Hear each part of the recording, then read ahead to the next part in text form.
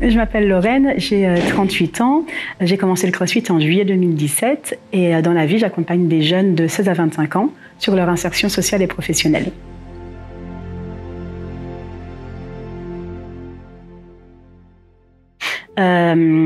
J'ai toujours eu finalement des problèmes, des troubles alimentaires. Après mes 6 ans, j'ai commencé à beaucoup plus manger, à prendre du poids. Et puis ensuite, à 15-16 ans, il y a eu un peu une explosion de mes problèmes familiaux, ce qui fait que j'ai de nouveau beaucoup pris de poids. 165 kilos, c'était mon poids le plus élevé que j'ai fait à l'âge adulte. Et maintenant, j'ai perdu en tout un peu plus de 50 kilos, 53 kilos, on va dire. Le CrossFit a contribué à ma perte de poids à partir du moment où je l'ai utilisé à bon escient. C'est sûr qu'il a fallu que je me base sur l'alimentation parce que sans travail alimentation, je ne pouvais pas perdre de poids. Mais j'ai aussi du coup, j'ai fait en sorte de beaucoup sortir de ma zone de confort au CrossFit, ce que je ne faisais pas forcément au départ. Je pense que la perte de poids, etc., c'est aussi énormément et seulement grâce à elle, mais simplement le fait d'améliorer sa qualité de mouvement, c'est parce qu'on a gardé ce côté où on est exigeant avec ce qu'on attend. Un squat, c'est tout en bas. Si on te demande de faire une push-up, on veut une amplitude complète, sinon on le fait sur un banc, etc., etc. Et le fait d'avoir travaillé comme ça avec elle, c'est ça aussi qui a fait qu'elle a vachement progressé sur les mouvements et sur sa capacité à faire les choses. C'est quelqu'un qui est plutôt facile à coacher de manière générale. Elle en demande beaucoup, mais quand je lui donne des conseils, elle est toujours là à m'écouter et à essayer de faire du mieux que possible. Donc c'est assez cool. Et elle venait régulièrement, elle venait souvent, et elle venait à beaucoup de cours différents. J'ai eu le souvenir de très vite la voir venir dans les cours de spé gymnastique que je donnais, etc. Donc ça m'avait interpellé. C'est quelqu'un qui vient quand même assez régulièrement, mais elle fait simplement le WOD du jour et après elle va pratiquer un petit peu les mouvements où elle a besoin de travailler. Donc par exemple, elle travaille le overhead squat parfois je la vois travailler les sauts à la corde, les sauts sur les box et petit à petit ça lui crée des déblocages, donc ça lui permet de progresser, d'arriver à être encore plus à l'aise dans les entraînements.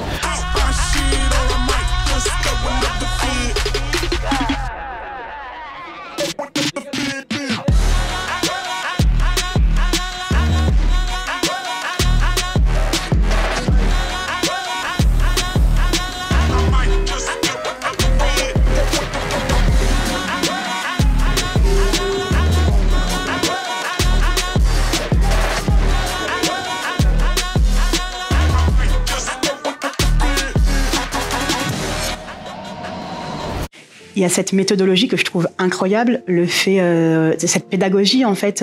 Il y a non seulement effectivement le fait de pouvoir adapter tous les mouvements, mais aussi le fait qu'il y ait une grosse pédagogie, un gros point de focus sur l'apprentissage des mouvements, et avec effectivement cette communauté où on est quand même hyper bienveillants les uns avec les autres.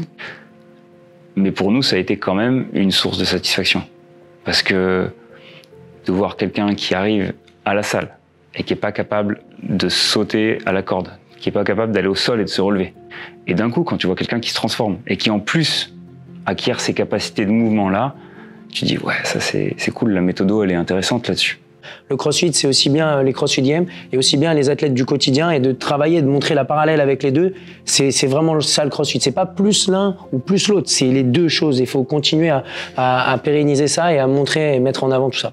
Maintenant, il y a aussi effectivement des choses que j'ai pu, des challenges qui ont été grandement facilités pour moi grâce au CrossFit, et notamment la course à pied. La course, c'est drôle parce que pendant des mois, voire des années, au CrossFit, j'ai pas voulu courir. Un jour, il y a JM qui, pendant un brief, a dit aujourd'hui, tout le monde court, en me regardant droit dans les yeux. Donc, j'ai fait OK. Et ce jour-là, j'ai effectivement été courir. Et après, pendant tous les WOD, j'ai été courir. Et après, les gens comme Lorraine, si tu vois, il y a une blessure ou quelque chose qui les empêche de faire un mouvement, ils l'occultent complètement. Et puis après, ils commencent à répéter les mêmes choses. Ils vont prendre le rameur parce qu'ils aiment bien le rameur. Ils sont plus forts au rameur le temps que les autres aillent courir, etc.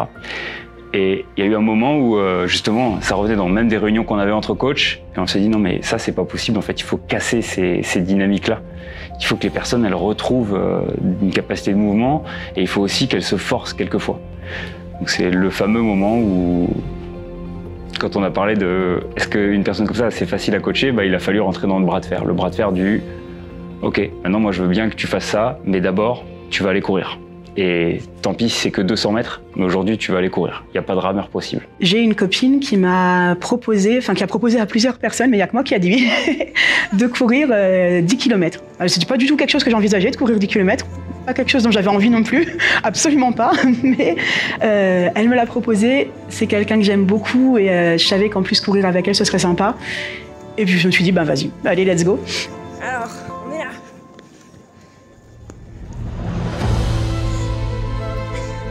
Allez, là, c'est plus loin que t'as jamais couru jusqu'à présent.